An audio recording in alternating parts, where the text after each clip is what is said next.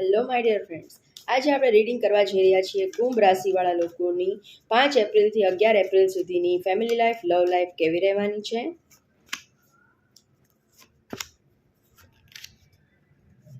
Health કેવી રહેવાની છે, ફાઇનાન્શિયલ લાઈફ કેવી રહેવાની છે.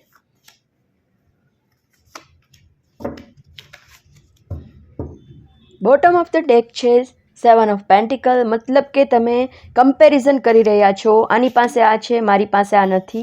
ફેમિલી લાઈફમાં ખૂબ જ ટેન્શન લેતા દેખાઈ રહ્યા છો. તમને તમારી પોતાની કેર કરવાની ખૂબ જ જરૂર છે.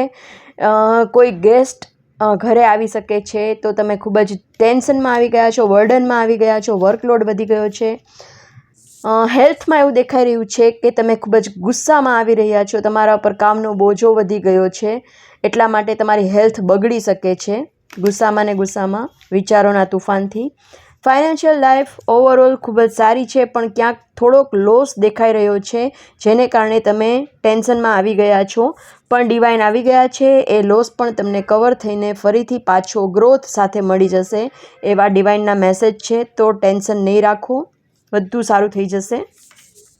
યુનિવર્સ પ્લીઝ મારા વ્યુઅર્સ માટે કોઈ એક એવો થોટ આપો કે એમની સેકન્ડ વીક એપ્રિલનું ખૂબ જ સ્મૂધલી જાય. ગિલ્ટ, મનમાં ગિલ્ટ રાખવાનું નથી, ગુસ્સો રાખવાનો નથી, મનને શાંત રાખીને તમારે બધા કામ કરવાના છે, બધા નિર્ણય લેવાના છે. આ જનરલ કલેક્ટિવ રીડિંગ છે, બધાને રેઝોનેટ નહીં થાય. તમારે પર્સનલ રીડિંગ બુક કરાવવું હોય તો સ્ક્રીન પર આપેલા મોબાઈલ નંબર પર મને મેસેજ કરો અને તમે મને કમેન્ટ કરીને જણાવો કે તમે કયા સિટીમાંથી આ મારો વિડીયો જોઈ રહ્યા છો અને તમે નેક્સ્ટ વિડીયો કયા ટોપિક પર જોવા માંગો છો. Thank you so much.